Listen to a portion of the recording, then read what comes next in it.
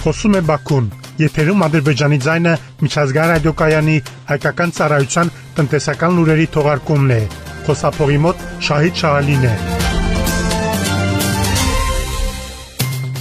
Բաքվում կայացած Ադրբեջան-Բելարուս գործարար ֆորումի արդյունքում ստորագրվել են $19 միլիոն պայմանագրեր։ Այս մասին լրագրողներին հայտնել է Բելարուսի առևտրայնաբերական պալատի նախագահ Միխայիլ Մյատլիկովը։ Նրա խոսքով ընդհանուր առմամբ կնքվել է 12 փաստաթուղթ, որոնցից 3-ը ստորագրվել են առցանց։ Կային ադրբեջանական բիզնեսի մեծ թվով ներկայացուցիչներ։ Շատերը իհարկե առաջին անգամ չէին հանդիպում։ Մենք արդեն բարեկամական հարաբերություններ ենք հաստատել, բայց կային նաև այնպիսիք, որոնց հետ մենք առաջին անգամ ենք հանդիպում,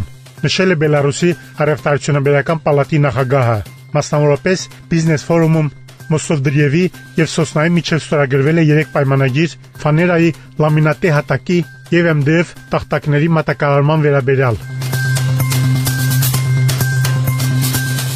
2024 թվականին Ադրբեջանը զբաղեցրել է 7-րդ տեղը Բելարուսի խոշորագույն արտահանման գործընկերների շարքում։ Այս մասին հայտարարել է Բելարուսի առևտրայնաբերական պալատի ղեկավար Միխայիլ Մյատլիկովը։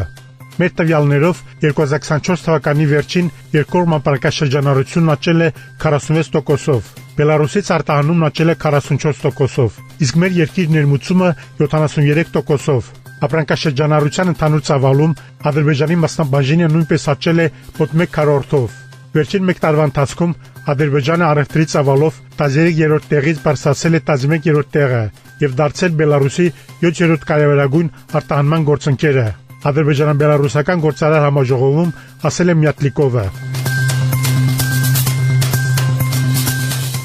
Իրանը առաջարկում է տրասեկայ շրջանակներում ստեղծել Իրան-Ադրբեջան-Վրաստան տարանցիկ միջանցք։ Ինչպես հաղորդում են իրանական լրատվամիջոցները, այս մասին հայտարարել է Իրանի ճանապարհների եւ քաղաքային զարգացման նախարարի խորհրդական Ամին Տարաֆոն։ Նա նշել է, որ նախաձեռնությունը հնչեցվել է Իրանի ճանապարհների եւ քաղաքային զարգացման նախարար Ֆարզանա Սադիքի վերջերս Ադրբեջան կատարած այցի ժամանակ եւ արժանացել է պաշտոնյաների հավանությանը։ Տարաֆոյի խոսքով այս տարի Իրանի ճանապարհների եւ քաղաքային զարգացման նախարարը կգլխավորի տրասեկայ միջկառավարական հանձնաժողովը։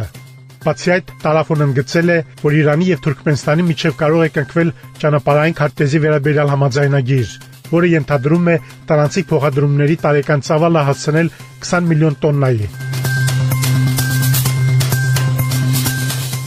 Հայաստանի պետական եկամուտների կոմիտեն տեղեկացնում է, որ հայ-վրացական սահմանի Գոգավան-Գուգուտի անցակետում ժամանակավորապես դադարեցվել է բեռնատար տրանսպորտային միջոցների մուտքը եւ ելքը։ Մասնավորապես վրացական կողմի մալուխի վնասման հետևանքով խափանվել է ինտերնետային կապն այդ տարածքում, ինչի պատճառով որոշ ժամանակով չի գործի անցակետը։ Կոմիտեն տնտեսվարողներին հորդորում է զերծ մնալ Գոգավան-Գուգուտի անցակետով բեռնատար տրանսպորտային միջոցների երթևեկության կազմակերպումից մինչև ինտերնետային կապի վերականգնումը։ Դուք Բաքվից լսեցիք Ադրբեջանի ձայնը միջազգային ռադիոկայանի հայկական ծառայության տնտեսական լուրերը։